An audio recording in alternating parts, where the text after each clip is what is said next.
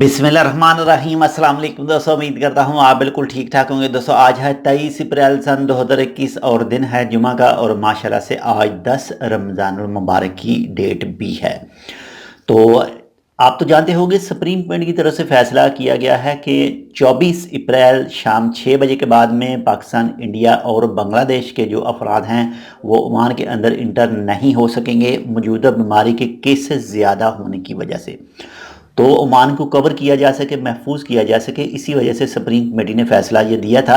बहुत सारे दोस्तों के ये भी कमेंट आते हैं कि क्या हम जो अपनी कंट्री में जाना चाहते हैं ओमान से तो जा सकते हैं, यानी मिसाल के तौर पर पाकिस्तान, इंडिया, बांग्लादेश में।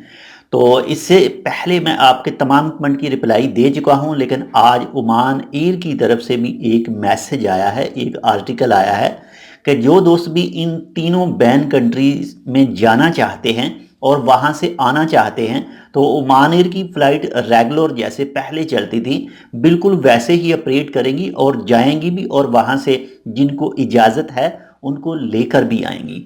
अगर आपकी फ़्लाइट ओमान एयर की है तो ओमान एयर की तरफ से जो कन्फर्म कर दिया गया है कि उनकी जो फ़्लाइटें हैं वो रेगुलर तौर पर अपना काम करती रहेंगी इन तीनों बैन ममालिक के साथ भी। अगर आपकी फ़्लाइट किसी और एयरलाइन की है तो प्लीज़ अपने ट्रैवल एजेंट के पास जाएं या फिर टेलीफोन करें और कंफर्म कर लें कि क्या हमारी फ़्लाइट सेम टाइम के ऊपर ही उड़ेगी या फिर कोई आपको आगे पीछे डेट बताई जाएगी ओमान से इंडिया, पाकिस्तान और बांग्लादेश जाने के लिए। लेकिन जो फ़्लाइटें हैं वो चलती रहेंगी, लेकिन फिर भी आप कंफर्म कर लें। तो ये थी एक छोटी सी अपडेट, उम्मीद करता हूँ आपको पसंद आएगी। अगर आपको पसंद आए तो लाइक कर दीजिएगा। अगर आपने अभी तक हमारा ये channel Tech with Urdu subscribe नहीं किया तो आप इसको सब्सक्राइब कर सकते हैं। मजीद ऐसी ही अच्छी और मालूमाती वीडियोज़ के लिए मिलते हैं दूसरी अपडेट के साथ। तब तक के लिए अल्लाह हाफिज़।